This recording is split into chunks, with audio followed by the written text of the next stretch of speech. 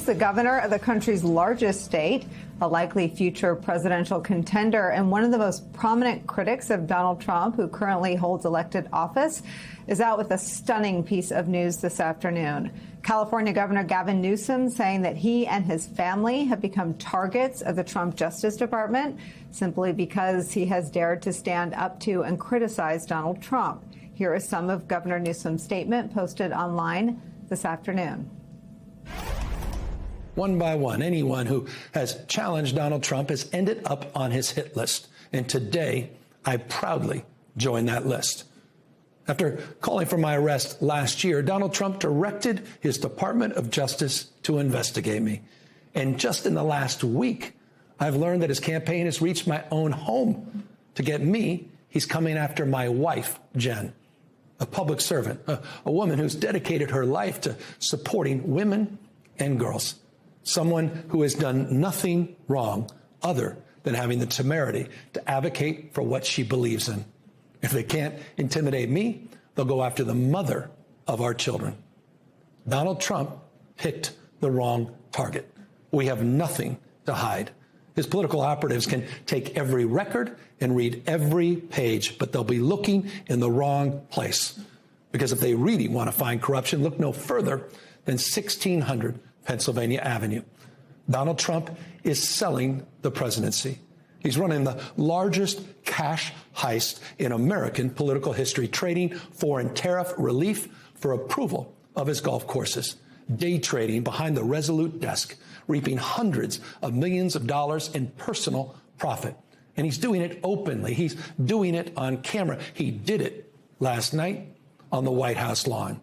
He's doing it through cryptocurrencies. He's doing it through the receipt of a $400 million private jet from a foreign government that he plans to keep when he leaves office. Through his son's ventures in countries where his own administration is simultaneously making policy. His personal fortune has skyrocketed by $4 billion since making his return to office. This is the behavior of a regime, not a republic. The White House has become a marketplace for sneakers and coins and watches, cologne, guitars, Bibles, and phones. Influence for sale, access for sale. And today, my family and I can personally confirm that justice is for sale.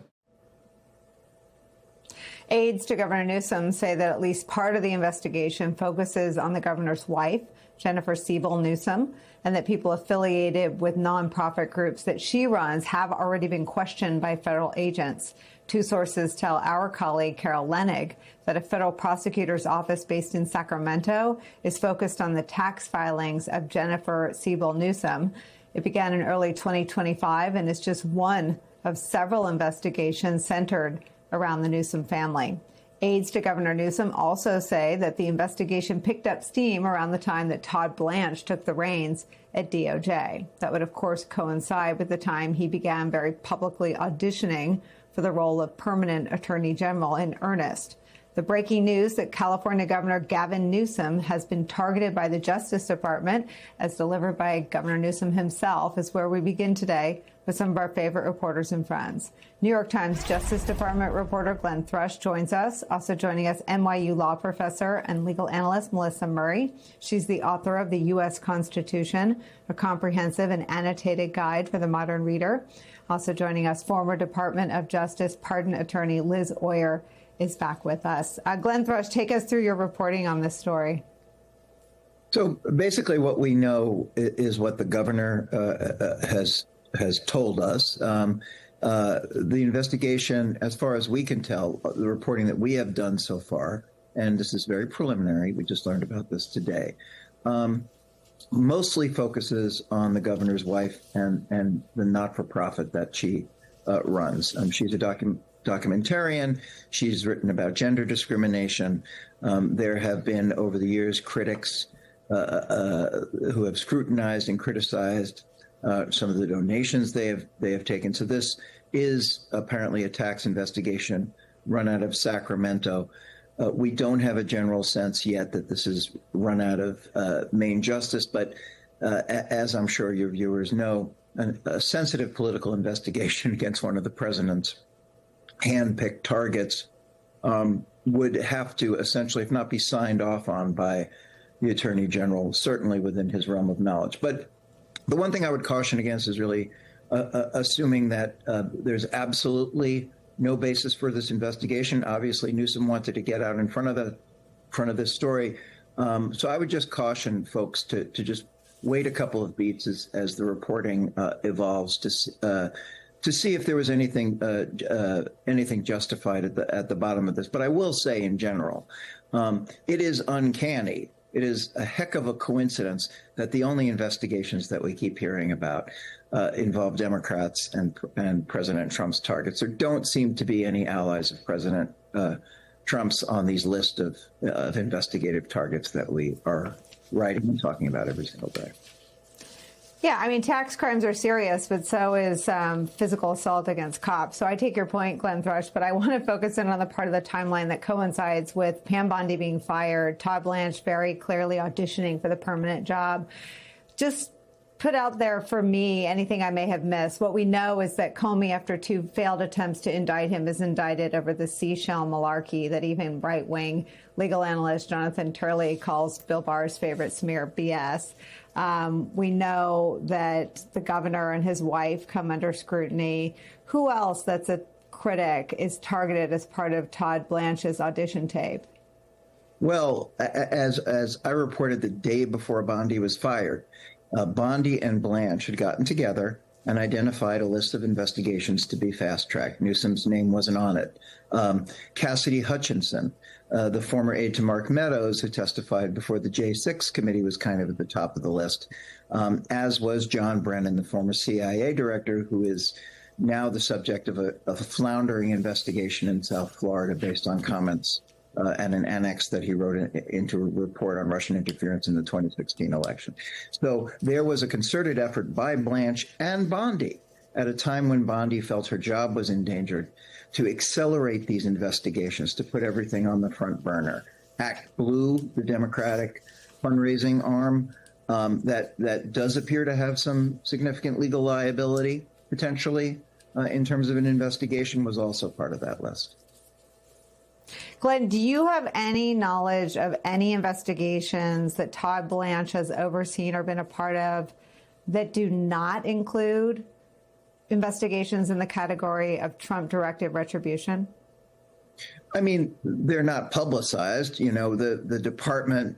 But do you know of any? Yeah, I mean, like, you know, are we talking about sort of fentanyl stuff and Raul Castro and. But no, I mean, no, I'm not talking about Marco Rubio's honey-do list. My point being, there is nothing known, and again, I won't speak for you. If you know of any, let me know. Well, look, Nicole, there's no doubt that as and we should say that I believe Blanche is meeting today with Chuck Grassley, the administration's ally who is running the Senate Judiciary Committee, about Blanche's impending confirmation hearings, which we are hearing are not necessarily going to go in his favor. There's a real potential that at least 2 Republicans on the committee, Tom Tillis and John Cornyn, are going to raise serious objections. So he's facing an uphill battle. So there is this general sense, and Blanche denied that he was auditioning. But again, I would direct viewers to go online and look at this interview that he did with Sean Hannity, in which he does something truly extraordinary. Blanche had this general lawyerly reserve. He was kind of playing both sides here, pushing forth this image of being, and Liz Oyer wrote about this wonderfully in her Substack the other day, that he'd been putting forth this image of somebody who is reasonable, who was going to protect the core interests of the department, while at the same time seeking to protect Trump's image. The first part of that equation has been thrown out over the past 6 to 8 weeks. He is doing everything that Trump wants him to do. And I think the question now is, will the Senate pay attention to this, or will they, as they have done in other Trump nominations, eventually cave and appoint and confirm Todd Blanche as the permanent attorney general? I mean, Liz Oyer, the question for people like Tillis and Cassidy and Cornyn is, what will you do when your wife is under criminal investigation by the Department of Justice, because retribution in the second term is broadly, understood by Todd Blanche to include Republican critics as well. I mean, I think that Thomas Massie and Marjorie Taylor Greene and John Bolton would certainly, Liz Cheney, Adam Kinzinger, I mean, the list goes on, that retribution is a brush that can be painted across anyone that doesn't go along with the charade of a second term as president that Donald Trump is carrying out and Todd Blanche is enabling. Yeah, so Blanche and Trump both know from personal experience that being under investigation is very damaging. Just the investigation itself, it's a lot of work, it's a lot of money, it's a lot of pressure on an individual's family just to be in that situation of being under criminal investigation. So they know the power of opening an investigation into an enemy of the president. That is a punishment unto itself, even if it goes nowhere, as most of these investigations likely will go nowhere because there's no merit to them. But what's especially notable about an investigation of someone like Gavin Newsom is that there historically has been a very detailed, very laborious process that prosecutors at the Justice Department have to go through to open an investigation or prosecution of an elected public official. That process would go through Main Justice, through the Public Integrity Section, which is a specialized unit run by a career non-political prosecutor that would essentially advise the attorneys in the field in a U.S. attorney's office like the one in Sacramento, whether Main Justice standards would support opening an investigation into a political elected official. The stakes for that type of investigation are especially high because it has the potential to deprive the American people of the services of a public servant that they elected and put into that office. So the bar is very high, and it would be something that career experts in the Justice Department would weigh in on. But under this administration, the Public Integrity Section has been totally decimated, absolutely gutted. That specialized office that used to have about 36 or so employees had at last count 2 remaining staff members, just illustrating that there is no concern in this Justice Department about the norms and the values of the institution. It is all about dismantling the safeguards that allow